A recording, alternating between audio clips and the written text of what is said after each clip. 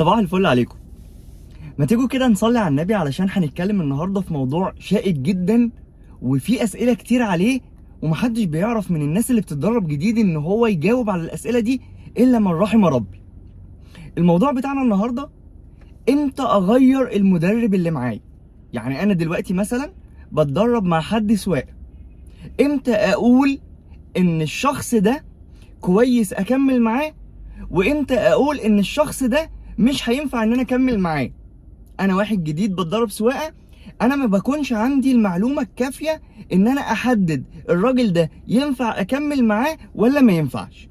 النهارده بقى انا هجاوب على السؤال ده، وقليل قوي قوي لما تلاقي فيديو بيقول امتى نغير المدرب بتاعنا. طيب امتى يا مستر نقول ان احنا نغير المدرب بتاعنا؟ اول حاجه انت تقول انك انت لازم تغير المدرب ده لو انت ما كنتش فاهم حاجه. انا باجي احضر الحصص مش فاهم. الحصه يا جماعه بتكون في اي مركز سواقه من 50 دقيقه، من 50 دقيقه لساعه، يعني من ساعه ل 10 دقائق لساعه، ده متوسط الحصه. طيب انا النهارده خلال ساعه مش قادر احكم ان انا فاهم او مش فاهم المدرب اللي جنبي؟ لا، لازم تكون قادر.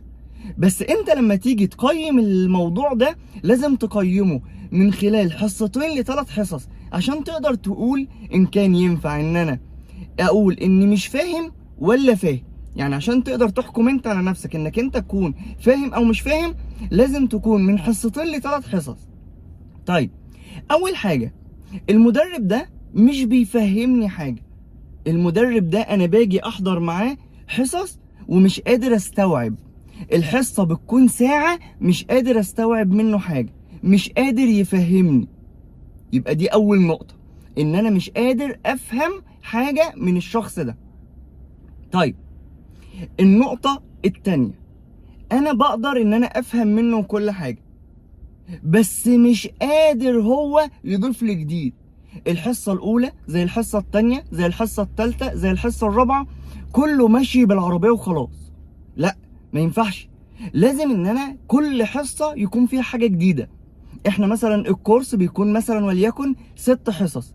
اول حصة احنا بنبقى في مكان فاضي، بعد كده نطلع على مكان مزدحم شوية، بعد كده ناخد رجوع، بعد كده ناخد تحضين، بعد كده ناخد ركنة، بعد كده ندخل في الزحمة، بعد كده في وسط البلد. الحاجات دي بتضيف لي انا يلي بتدرب حاجات جديدة وبتوسع الافق في الدماغ. يعني انا دلوقتي ما كنتش واخد بالي من حاجات معينة، ببدأ ان انا اخد بالي منها، ببدأ ان انا يحصل معايا حاجات مواقف اقدر ان انا اقول هعرف ان انا اتغلب على الكلام ده ولا مش هعرف اتغلب عليه. يبقى اول حاجة احنا قلناها والسؤال الاولاني، المدرب ده بيفهمني ولا مش بيفهمني؟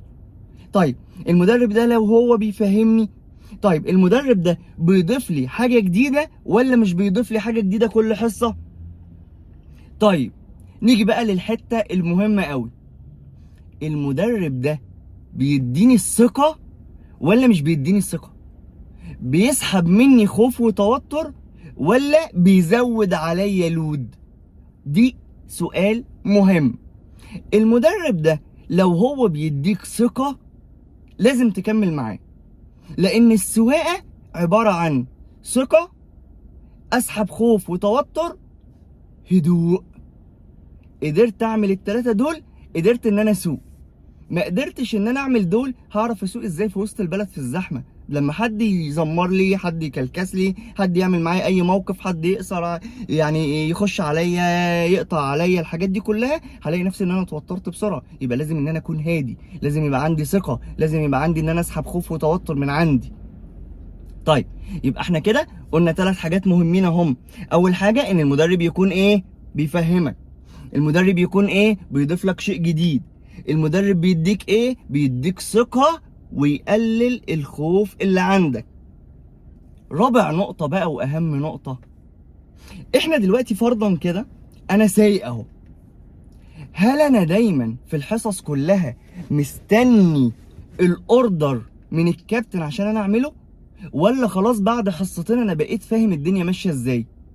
السؤال ده مهم قوي. انا لسه باخد الاوردر ولسه ودني متعودة على ان اللي جنبي هو اللي يقول لي، لا كده في حاجه غلط. لازم ان انا اكون بتعامل بشكل مباشر. انا اللي قاعد على الدركسيون، انا اللي بتحكم في العربيه. ربنا خلق لي ايدين وخلق لي رجلين، ليه المدرب يلحقني؟ ده السؤال اللي انت لازم تساله لنفسك.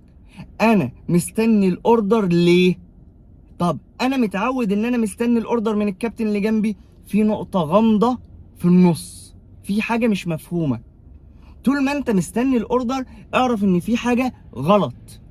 انت يا اما فيك حاجه غلط، يا اما الكابتن مش مديك ثقه كامله انك انت تعمل الاوردر ده لوحدك. طيب نيجي بقى للسؤال المهم، علشان احنا عندنا سؤالين مهمين جدا جدا جدا. ازاي تسأل المدرب اللي جنبك سؤال ويقول لك معرفش؟ ازاي؟ دي مش موجودة في المنهج اصلا. اي سؤال يخطر على بالك لازم الكابتن يكون له اجابة كاملة عليه. انسى حاجة اسمها سنس. مفيش حاجة في السواقة اسمها سنس. في حاجة اسمها 1+1=2. السنس ده في حالة واحدة فقط بس، لما تكون شاري عربية لسه مش عارف البعد بتاعها. انما ازاي الف الدوران له معادلة، ازاي ارجع بظهري له معادلة، ازاي اتعامل مع العربية له معادلة، ازاي اوقف بدون مخبط له معادلة، ازاي اركن بين عربيتين له معادلة، ازاي ادخل في الزحمة له معادلة. تطبق المعادلة تلاقي نفسك بقيت بتسوق. غير كده ما ينفعش. مفيش حاجة اسمها سنس. السواقة ما بتكونش بالسنس ابدا. تمام كده يا جماعة؟ يبقى انا دلوقتي لازم اكون قبل ما اقول انا عايز اغير المدرب ده لازم اكون بفهم منه كويس، لازم يكون بيضيف لي كل حصة شيء جديد، لازم يديني ثقة بالنفس ويقلل الخوف والتوتر، لازم اكون مش منتظر من المدرب ان هو يديني اوردرات اوردرات اوردرات، لازم يكون بيعرف يرد عليا في الاسئلة ومش كل حاجة يقول لي بالسنس. تمام كده؟ احنا عندنا الحصة يا جماعة بتكون 60 دقيقة، ساعة.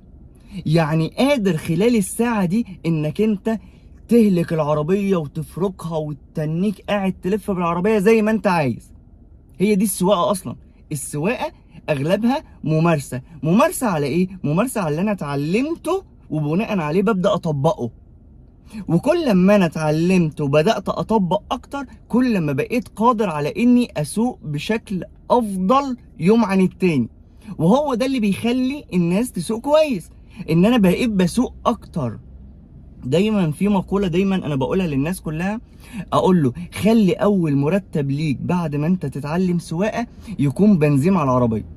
يعني وانت نازل كده الشارع عايز تجيب حاجة من السوبر ماركت ما تجيبش من اللي تحت البيت، خد العربية وروح هات من اللي اخر الشارع. عايزك تحرك نفسك كتير، عايزك تسوق كتير، عايزك تتعامل كتير. اوعى تخاف من السواقة، انت اختار بس الشخص الصح اللي يعلمك سواقة. اخر نقطة يا جماعة، انت موجود علشان تتعلم. يعني طبيعي ان اللي جنبك قادر ان هو يعلمك ويلحقك. تمام كده؟ الفكرة كلها انك انت بس ما تتسرعش علشان يعرف هو يلحقك. غير كده الدنيا جميلة جدا، ظريفة جدا، السواقة جميلة يا جماعة. تدريب السواقة فيه حكمة. مش اي حد يدرب سواقة، مش اي حد بقى عنده عربية يقدر يقول انا نازل بكرة اعلم سواقة. وكل ما لقيت المدرب ده خايف اكتر على العربية اكتر من انه خايف ان هو يعلمك، اعرف ان في حاجة غلط في المدرب ده مش بتاع تعليم سواقة. لازم رقم واحد ان هو يأهلك بشكل انك تكون قادر على انك تسوق من غير وجوده جنبك.